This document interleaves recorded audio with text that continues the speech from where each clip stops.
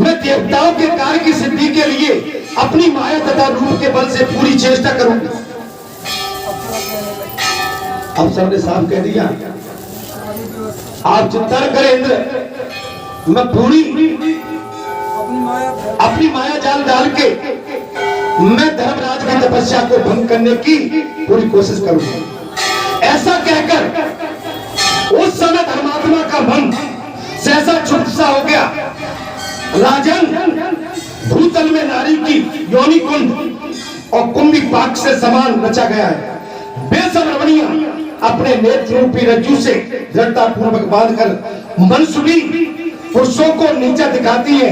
अज्ञानी पुरुष को अपने कुछ रूपी मापदंडों से दंडित करके अचेत कर देती हैं और शीघ्र ही उसे नरक में गिरा देती हैं। इसलिए इनसे बचो। आप बचिए मां। घर में अगर बूढ़ी वृद्धि मां भी है, नारी है, उनसे भी बच के रहे। आप ये मत समझना कि ये तो वृद्ध है, बूढ़ी है, आप अपने आप को कहीं बूढ़ा बड़ा या अच्छा न, ये नहीं। ये संसार की विलासिता में उम्र कहीं लगती नहीं है, उम्र तो खिल खत्म कर देती है। नहीं आ रही समझ, इसलिए बचो। स्त्रियों के झुंड से बचो, माताओं के झुंड से बचो। मैं इनमें कोई कमी नहीं निकाल रहा हूं, कमी पुरुष में है। पुरुष की लाज टपकने लगती है। हाँ, और जरा भी कहीं किसी माता की तरफ से कुछ थोड़ी सी गुंजाइश मिल गई, वो मारा जाता बुरी तरह से। आप समझ लेना, आप अपना चरित्र अगर सुगम सुंदर सरल तो अप्सराएं बहुत आएंगी, लेकिन आपकी तपस्या अगर वास्तव में सत्य धर्म के प्रतीक है तो आप बच जाओगे। भगवान आपको बचा ले जाएगा, ईश्वर आपको बचा ले जाएगा। आपकी तपस्या में खोट है तो आप कहीं भी फंस जाएंगे। अभी मैं देख रहा था दक्षिण भारत में एक संत भी पकड़ा गया। दक्षिण भारत में एक संत पकड़ा गया है, पकड़ा गया। आप समझिए, इसलिए जो संत आपको देखते हैं, महाराज झा चक्कर जी को बड़ो संत है, वो सन्यासी है क्या? अरे सन्यासी संत तो गड़बड़ में पड़े हैं सब। बुरा मानते कई सन्यासी। मेरी बात, आप संत होके, महात्मा होके, आप जो गिरवा वस्त्र धारण करके आप क्या करना चाहते हो? कौन सा संदेश देना चाहते हो? क्या सनातन धर्म को बिल्कुल नीचे ले जाना चाहते हो? बच्चों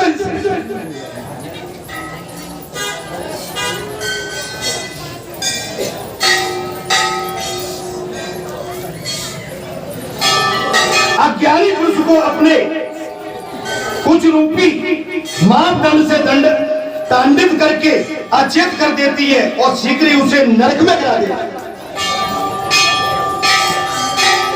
अप्सराएं जो इंद्रलोक से आती हैं, जो साधना करते हैं, तपेश्वरी तपस्या करते हैं, उनकी तपस्या में विघ्न डाल देती है और उन्हें नरक में पटक देती है। और तब तक ही मन की स्थिरता, साध ज्ञान तथा शक्ति आदि गुण सुरक्षित रहते हैं, जब तक कि सचेत पुरुष के आगे बिछाए हुए जाल की भांति रूप यौवन के मत से मत वाली युक्ति नहीं आती। आपकी साधना कब तक सफल है? जब तक कोई अप्सरा आपके सामने रूप सौंदर्य बना के और नृत्य गान करने लगे, आपकी तपस्या में विघ्न डालने लगे, आपके नेत्र खुल जाएं और आपके नेत्र खुलकर उसके सौंदर्य पर आकर्षित हो जाए, आप अपनी तपस्या में विघ्न डालने लगे तो आपकी तपस्या खंडित हो जाती है, आप नरक के भागीदार हो जाते। अच्छा, ऐसा कोई नहीं है, बाबा हनुमान जी को छोड़ के संसार में कोई नहीं है। नारद भी दिखे थे। अभी जब व्यास जी की मैंने बात करी, महाराज इनके पिताश्री भी 12 साल। इनके जब मृगनयन के तीखे बाण चलते हैं महाराज, इनके सौंदर्य स्वरूप का जब बाण पे बाण चलते हैं तो अच्छे अच्छे धर्मात्मा भी धराशायी हो जाते। इसलिए बच्चों, रूप यौवन के मद से मत वाली युवती नहीं आती, तभी तक तपस्या की वृद्धि होती है। हमारे बाबा क्यों नहीं चाहते कि हमारे पास कोई माता बहन बेटी ना? आपके बाबा ने क्यों अंकुश लगा रखा है कि दूर रहिए? अगर कोई संत होते तो महाराज संत वहां बैठते, हमारी जितनी माताएं आती संत कहते कि पांच छुए और जो हाथ रख देते। बरवाला जी सरकार की जय। आप किसी की पर नारी पर कोई संत कितना बड़ा तपेश्वरी क्यों न हो, मेरे प्रभु राम ने ये सिखाया है कि आप किसी पर नारी को स्पर्श नहीं कर सकते। पर नारी की बात तो अलग है, जब आपकी स्वयं की पुत्री जब यौवन अवस्था में चली जाती है तो आपको अपनी पुत्री पर भी स्पर्श करने का अधिकार है। बहुत बड़ी। लेकिन मैंने संतों को देखा, आपने देखे होंगे महाराज, अभी आप कहीं चले जाए, हमारी माताएं बड़ी होती और जाके पैरों में और संत पीठ पे जो और बेई हाथ को पति घर में धरो तो कहे टोरोगे क्या? क्यों?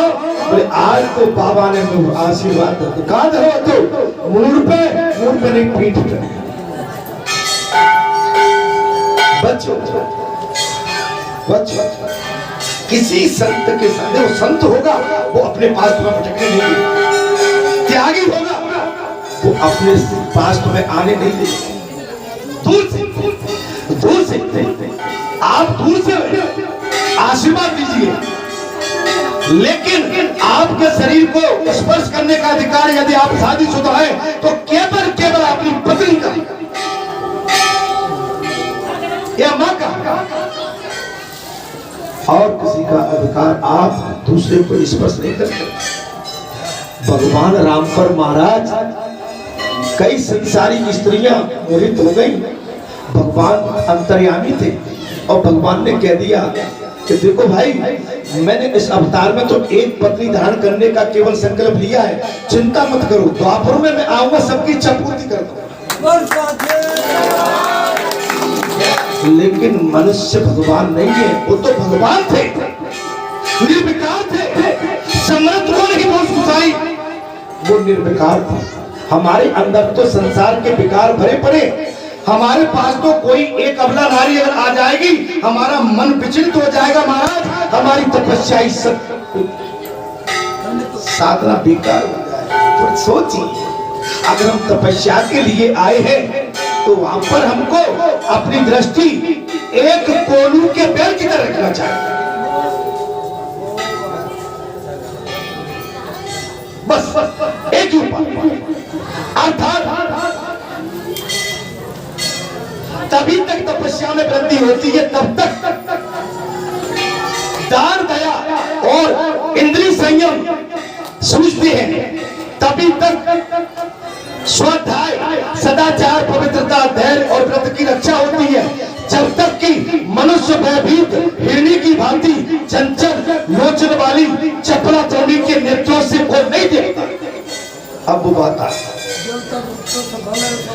मेरी ये माता बैठी, ये मेरी माँ बैठी, मैं इनकी दृष्टि में दृष्टि डाल के देखूं तो जब मैंने दृष्टि डाली तो मेरे नैन आपसे लग गए, और नैन लगे तो आपके नैन ने उनको जवाब दे दिया।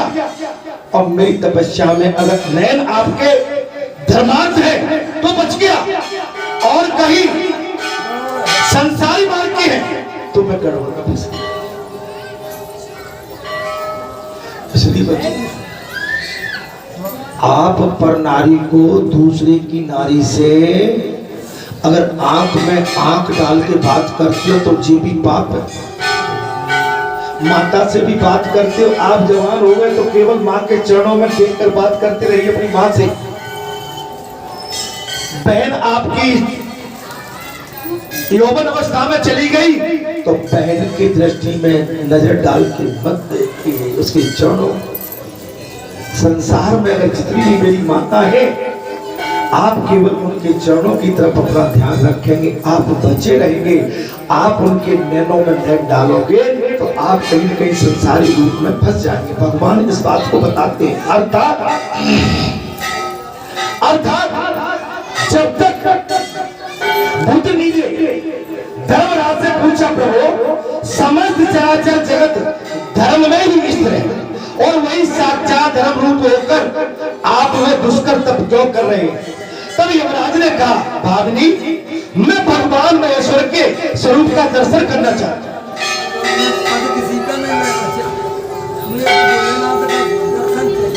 हे भावनी, हे देवी, मैं भगवान शंकर का स्वरूप के दर्शन करना चाहता हूं, इसलिए कठिन तपस्या करना। मुझे किसी का पद नहीं चाहिए, मुझे भगवान शंकर के दर्शन करना है। तब वो अप्सरा बोली, बोले धर्म इस तपस्या के ही कारण इंद्र आपसे भयभीत हो गए। मैं आपके पास बोले हे धर्मराज, आपकी इसी तपस्या के कारण इंद्र भयभीत है। उन्हीं से प्रेरित होकर मैं यहाँ आपकी तपस्या में विघ्न डालने के लिए आई। आपकी इस प्रकार की तपस्या को देखकर इंद्र भयभीत है। आपकी तपस्या में मैं विघ्न डालने के लिए आई हूं और उसी समय से इंद्र भयभीत है। तब बदरनी के अप्सरा इस सत्य भाषण से सूर्य नंदन यम बहुत संतुष्ट हो गए, क्योंकि सत्य बात क्या, सूर्य नंदन यमराज प्रसन्न हो। उन्होंने उस अप्सरा से इस प्रकार कहा, मैं समस्त पाप कर्मा दुष्ट आत्मा प्राणियों के लिए यमराज हूं। सभी पापियों को दंड देने के लिए मैं समस्त पाप कामना दुरात्मा प्राणियों के लिए यमराज हूं और सभी जितेंद्र मनुष्यों के लिए मैं धर्म रूप हूं। मैं धर्मराज और वही मैं तुम्हें दुर्लभ वर देता हूं। तुम कोई मनोवांछित वर मुझसे मांगो। मैं यमराज हूं, मैं काल भी हूं। तात राम नहीं नर भूपाला, भुवनेश्वर कालों कर काला।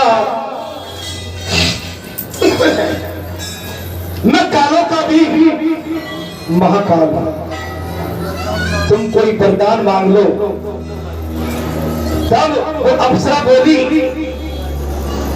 धर्मधारियों में श्रेष्ठ मुझे लोगों के हित के लिए इंद्र लोक में स्थिरता पूर्वक निवास प्रदान कीजिए। मैं इंद्र लोक में हमेशा बनी। यमराज ने कहा, एवं बस अब तुम शीघ्रता पूर्वक कोई दूसरा वर मांगो। तब वो अप्सरा बोली, हे महामते, इस महाक्षेत्र में इसी स्थान पर मेरे नाम से प्रसिद्ध तीर्थ हो जाए। इस महाक्षेत्र में मेरे नाम से कोई क्षेत्र, मेरे नाम से एक प्रसिद्ध धर्म तीर्थ हो जाए, जो सब पापों का नाश करने वाला हो और उसमें किया हुआ दान होम तप और आहुति अच्छा हो। तथास्तु कहकर भगवान धर्मराज चुप रह गए तथा वो अप्सरा ने उनकी 3 बार परिक्रमा करके मस्तक दबाकर स्वर्ग लोक को प्रस्थान किया। वहां जाकर देवराज इंद्र से इस प्रकार बोली, हे देवेश,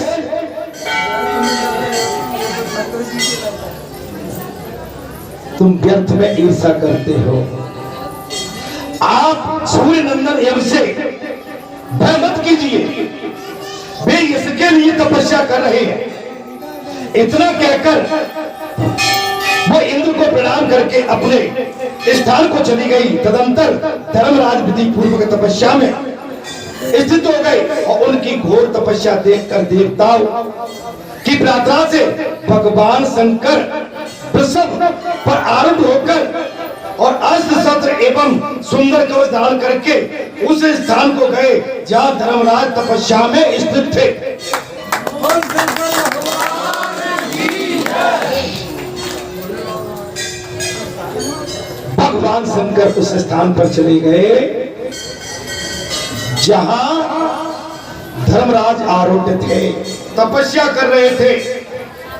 वहां पहुंचकर महादेव बाबा बोले, धर्म तुम्हारी इस तपस्या से मेरा चित्त बहुत संतुष्ट है। धर्मराज तुम्हारी इस महान तपस्या से मेरा मन बहुत प्रसन्नचित्त है। तुम कोई वर मांगो, वर मांगो, वर मांगो। 3 बार कहा, हे धर्मराज तुम कोई वर मांगो, वर मांगो, वर मांगो। इस प्रकार सभ्याशासन करते हुए भगवान महेश्वर को देखकर धर्मराज बामी से उठकर खड़े हो गए और दोनों हाथ जोड़कर शुद्ध वचन द्वारा उन्होंने लोकनाथ शिव का इस प्रकार चिंतन किया, जाप किया। भगवान आप सब पर शासन करने वाले ईश्वर हैं, मैं आपको नमस्कार करता हूं। शासक में आपको आप समूचे संसार में शासन करने वाले ईश्वर, मैं आपको नमस्कार करता हूं। योगी रूपी, योग रूपी आप परमेश्वर को मैं नमस्कार करता हूं। नीलकंठ आपका स्वरूप तेजमय है, मैं आपको नमस्कार करता हूं। ध्यान करने वाले मनुष्य आपके स्वरूप का जिस प्रकार चिंतन करते हैं उसके अनुरूप ही विग्रह धारण करते आप प्रकट होते हैं, मैं आपको नमस्कार करता हूं। अर्थात केवल भक्ति भाव से प्राप्त होने वाले आप प्रभु को मैं नमस्कार करता हूं। ब्रह्मा जी के रूप में आपको नमस्कार करता हूं। विष्णुधारी प्रभु मैं आपको नमस्कार करता हूं।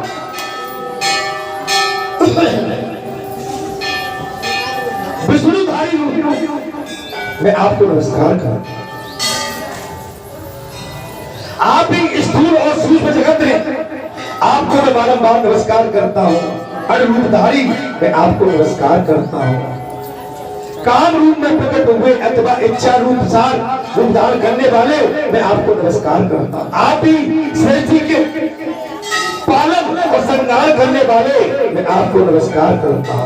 आप नित्य सौम्य मूल स्वरूप श्री हरि मैं आपको नमस्कार करता हूं। आप ही सब ओर से तपाने वाले सूर्य तथा शीतल किरणों वाले चंद्रमा मैं आपको नमस्कार करता हूं। भगवान शंकर ही पूरे जगत के मालिक हैं। सूर्य वो है, चंद्र वो है, विष्णु वो है, महेश वो है। सृष्टि प्रकृति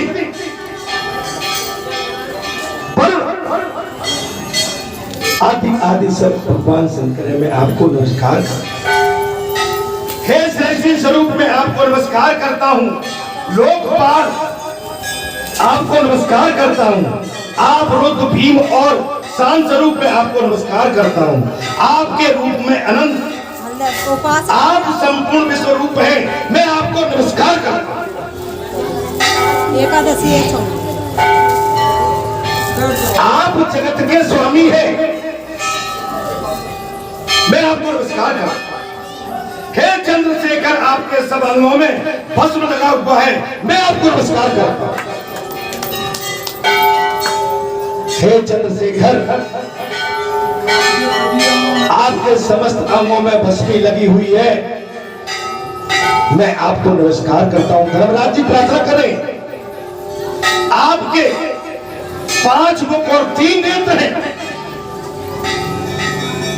भगवान शंकर के 5 मुख और 3 नेत्र हैं। मैं आपको नमस्कार, बार बार नमस्कार करता हूं।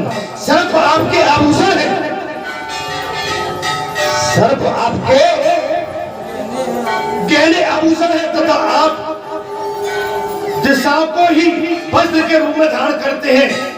आप अंधकासुर का निवास करने वाले और दक्ष के पाप को हरने वाले, मैं आपको नमस्कार करता हूं। हे त्रिपुरे, आपने कामदेव को भस्म किया, मैं आपको नमस्कार करता हूं। हे त्रिपुरे, आपने कामदेव को भस्म किया, मैं आपको नमस्कार करता हूं। मेरे द्वारा कहे हुए इन 40 नामों को जो पाठ करके और पवित्र होकर तीनों काल इसको पढ़े अथवा सुने, वो सब पापों से छूटकर कैसा कैलाश धाम पे जाए, मैं आपको नमस्कार करता हूं। आशीर्वाद भैया, भंडारा बनाया भैया ने, ठीक है? हाँ, बैठे रहिए, दोपहर के बाद भंडारा भी मिलेगा आपको। देखो बालाजी कितनी रूप से आपकी सेवा करा रहे हैं। अब आप क्यों विचलित हो जाते हैं? आपको भोजन मिलेगा, प्रसाद मिलेगा, सब कुछ मिलेगा। आपको यह कथा मिलेगी, राम नाम का मंत्र मिलेगा, भजन करने की क्षमता, आपको सब कुछ प्राप्त होगा। लेकिन इसके पश्चात भी आप केवल इधर उधर भागते रहते हैं। अर्थात इस प्रकार धर्मराज ने प्रणाम करके सब बड़ी भक्ति से भगवान शिव का चिंतन भजन कीर्तन किया। तब शिव जी ने कहा, हे महाभाग, तुम्हारे मन में जो कोई अभिलाषा हो, उसके अनुसार कोई बन। तुम्हारे मन में जय हो बाबा, कोई अभिलाषा हो तो कृपया करके मुझसे फरमाओ। तब यमराज ने कहा, हे देव, शंकर आदि मुझे आप मनोवांछित वर देते हैं, तो इस महाक्षेत्र में आप मेरे नाम से प्रसिद्ध होकर निवास कीजिए। ये स्थान धर्मांड के नाम से तीनों लोकों में प्रसिद्ध प्राप्ति करेगा। तीनों लोकों में धर्मांड के नाम से प्रसिद्धि प्राप्त करेगा। महादेव ने बोले धर्मराज, ये स्थान प्रत्येक रूप में सदा धर्मांड के नाम से विख्यात होगा, और तुम्हारे मन में और भी कोई इच्छा हो तो बताओ, उसे भी पूरी करेगा। भगवान शंकर ने कहा, धर्मराज, वो तो धर्मांड मैंने कह दिया कि तुम्हारी पूजा होगी। अगर तुम्हारे मन में और कोई इच्छा है तो कृपया करके मुझे बताएं, उसकी भी मैं पूर्ति करूंगा। जय हो बालाजी सरकार तुमसे कहते हैं, हे क्षेत्रवासियों, हे बस्तीवासियों, अगर तुम्हारे मन में और कोई इच्छा कुछ बची हो इसके अलावा तो कृपया करके मुझे बताएं कि और मैं आपके लिए क्या कर सकता हूं। मैं क्षेत्रवासियों से, वरणावासियों से पूछता हूं कि मांग लो, तो वो इतने तृप्त हो गए कि नहीं बाबा सब ठीक है। जय हो,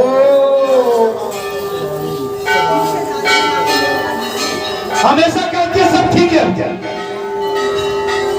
हम कहते हैं कुछ और मांग लो, और ये कहते हैं कि नहीं हम तो भरपूर हैं, फिर भी तुम्हारा कल्याण उदय होता रहे। मैं ऐसी आपको अपनी वाणी के माध्यम से आपको वर और वरदान देता हूं कि आपका कल्याण तय है। सदैव कल्याण होता रहे।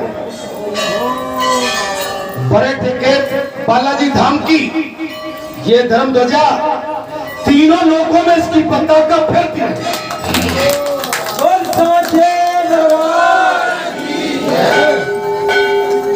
अर्थात तब यमराज ने कहा, महाराज कहां चले गए? और भी करता हूँ जिससे समय बनता है। यमराज ने कहा है देव शंकर, यदि मुझे आप मनोवांछित वर देते हैं तो इस महाक्षेत्र में आप मेरे नाम से प्रसिद्ध होकर आपकी पूजा होती रहे। बाबा महादेव बोले धर्मराज ये स्थान प्रत्येक युग में सदा धर्मांड के नाम से विख्यात होगा। धर्मराज बोले भगवान 2 योजन विस्तार वाला ये उत्तम स्थान मेरे नाम से प्रसिद्ध हो। धर्मांड की ये समस्त देवदारियों के लिए पावन एवं सनातन मोक्ष स्थान प्राप्त, मोक्ष का स्थान प्राप्त। तब महादेव जी बाबा बोले एवं वस्तु एक अंश से इस तीर्थ में मेरी स्थिति होगी, एक दूसरे अंश से मैं इस तीर्थ में विराजमान रहूंगा। तुम्हारे इस निर्मल स्थान में कभी कभी नहीं छोड़ूंगा। कोई कमी नहीं। हे पर्यटनवासियों, क्षेत्रवासियों, बाबा बालाजी तुमको वरदान देते हैं कि बालाजी के अनेक रूप हैं, लेकिन जिस शक्ति के साथ बालाजी जहाँ विराजमान है, जहाँ जब तक सूर्य चांद चंद्र रहेंगे तब तक बालाजी पूर्ण रूप से यहाँ पर विराजमान रहेंगे और नहीं चाहेंगे भी तो अपने अन्य रूप में जाने की चेष्टा करेंगे।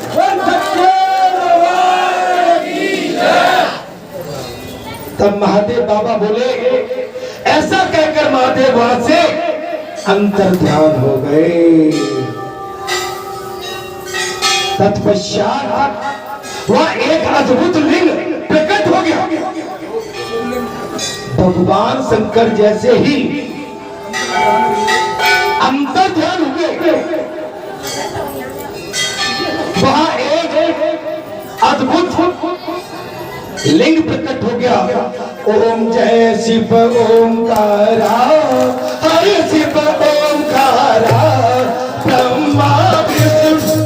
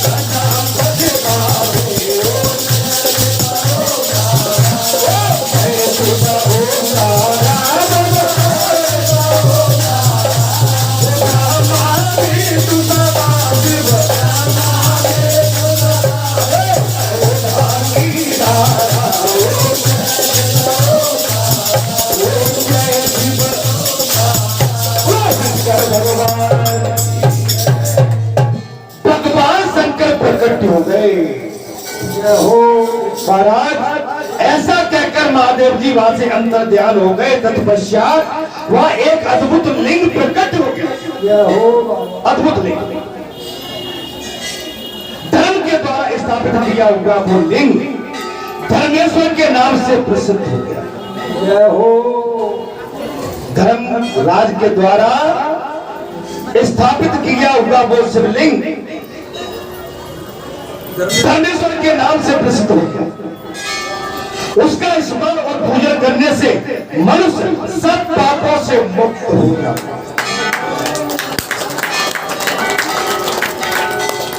राम कथा सुंदर करतारी संशय विहग उड़ावन हारी। राम कथा कल बिटप कोठारी सादर सुनो गिरराज कुमारी। राम कथा सत किरण समाना संत चकोर करें जय पाना। ऐसे संत कीन भवानी महादेव तब कहा। राम कथा जहां भी मिले जैसे भी मिले उसको श्रवण पानी की। राम कथा कल्याणकारी। राम नाम लड्डू गोपाल नाम खीर अरे कृष्ण नाम मिश्री। जहां भी ये शब्द मिल जाए इसको आचमन करो पियो कानों के माध्यम से। कानों के माध्यम राम कथा कानों के माध्यम से सर्वपान करने के बाद इस हृदय के अंदर इस शरीर के अंदर शीतलता प्रदान हो जाए शांति प्रदान हो जाए तो समझ लेना कि हमने सही राम कथा सुन के आए हैं। अगर आपके हृदय में शीतलता शांति नहीं है तो फिर राम कथा सुनने नहीं आए।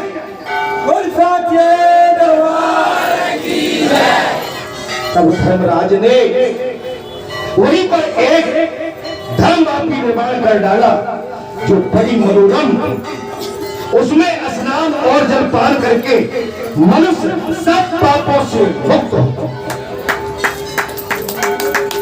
आप बालाजी धाम में आइए मैं गारंटी देता हूं पक्के मन से यहाँ डुबकी लगाइए आपके सारे मनोरथ पूर्ण होंगे। जय श्री राम।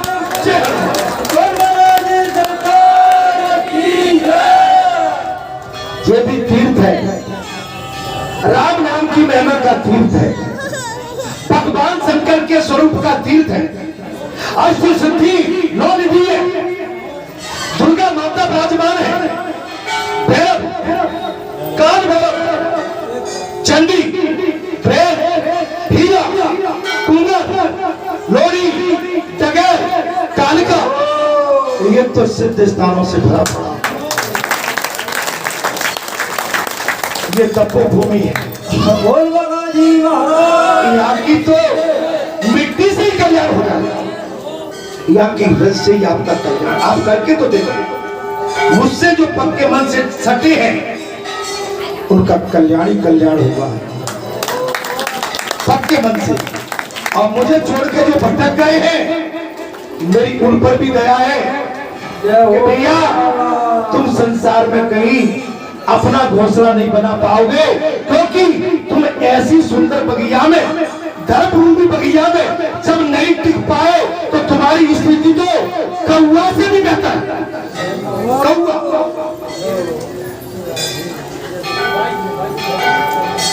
तुम्हारा चित्त कौए वैसा हो गया तो तुम्हारी दृष्टि कहीं स्थिर नहीं हो सकती। काव काव काव काव करता है।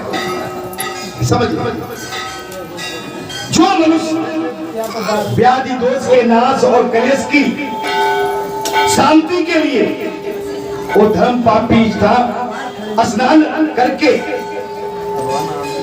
यम तर्पण करता है उसको कोई उपद्रव नहीं होता।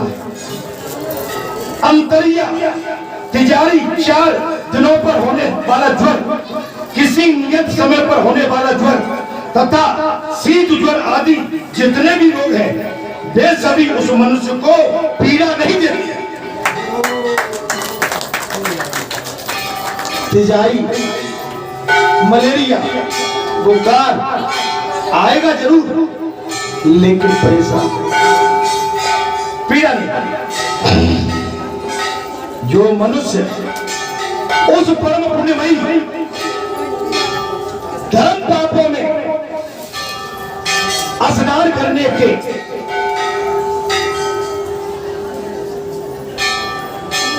समी के पत्ते के बराबर पिंडदान करता है, वो गर्भवास को प्राप्त नहीं होता।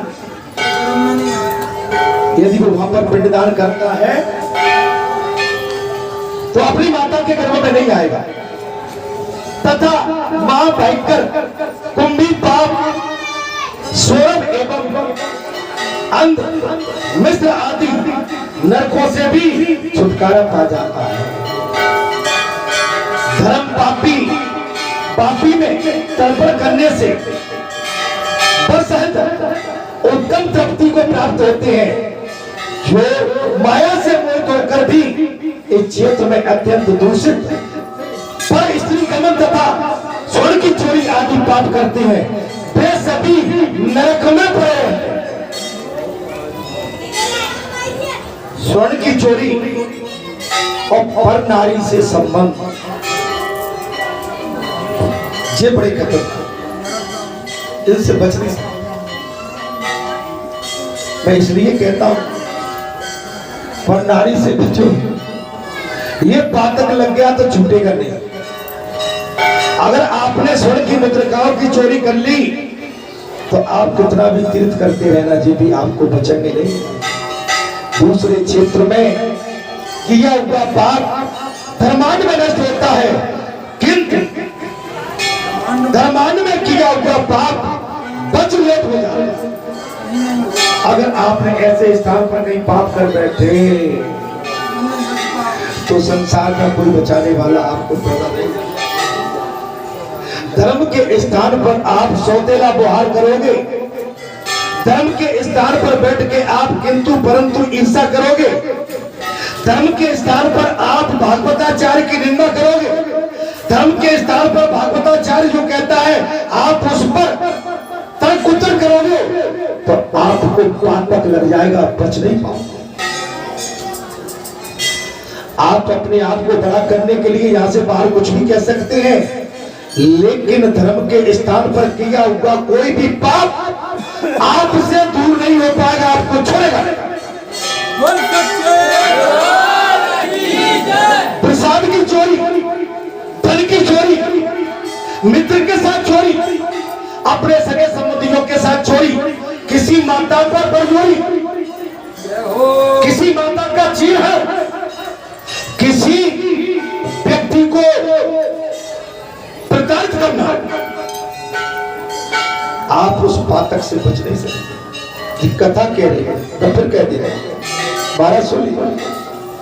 किंतु धर्मांध में किया हुआ पाप वज्रलेप हो जाता है, वो नहीं।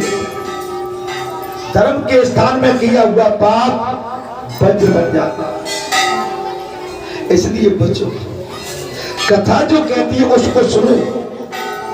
आप कथा पर व्यंग करेंगे, संत पर व्यंग करेंगे, किसी महापुरुष पर व्यंग करेंगे, आप यहाँ पर किसी भी प्रकार का उत्पात करेंगे, आपको जो पातक लग जाएगा, बच नहीं पाओगे। आप अपने मन में तो बड़े होंगे, लेकिन आपके मन में बहुत ही कलेश हो जाएगा, आप इस पातक से बच नहीं सकते हैं महाराज। पुण्य पाप या जो कुछ भी शुभ कर्म होता है वो सब 100 वर्ष तक नित्य बढ़ता है। अगर आपने यहाँ पुण्य कर लिया तो आपका पुण्य 100 साल तक जिंदा रहेगा, और यहाँ पाप कर बैठे भूल से तो 100 वर्ष तक आपको ये पाप पीछा नहीं छोड़ेगा। मन में कामना रखने वाले के लिए ये पवित्र तीर्थ कामदायक है, और योगिनियों के लिए मुक्तिदायक है, तथा सिद्धों के लिए सदैव सिद्धदायक कहा गया है कि श्रीमन नारायण नारायण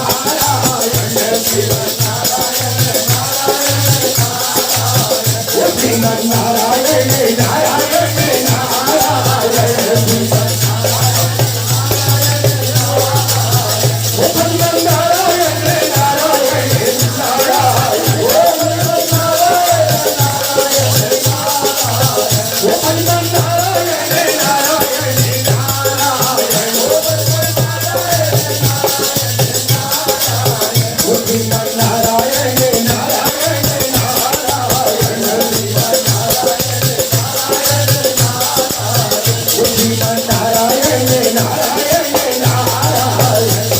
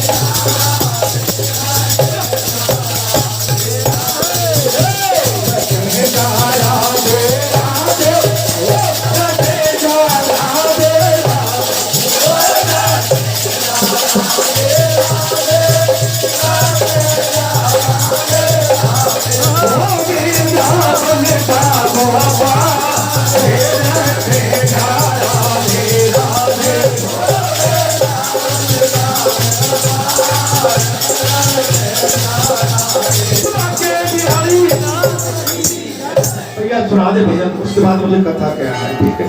अरे तुम बड़े बड़े हाथ डालते भाई। अच्छा उसने माइक खींच लिया होगा, अजीब आदमी तेरे सामने माइक रखा था, माइक बोलने का बोल उसको बोले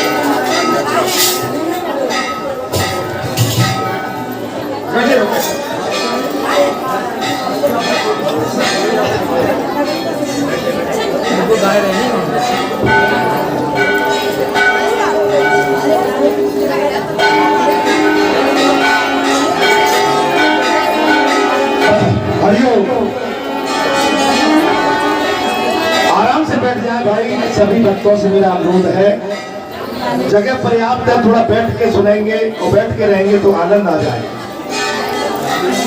प्रसाद को खा जाए, प्रसाद ऐसे देते, प्रसाद ऐसे दिया, ऐसे थोड़ा देना सीखो, है ना? नहीं, ये तरीका है।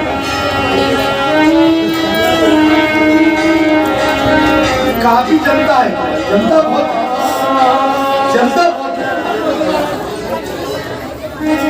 ये सभी को देना है ना। अब मैं तुम्हें सब सिखा रहा हूँ, क्या करूँ? चलिए बोलिए, बोल भैया, भैया बोल।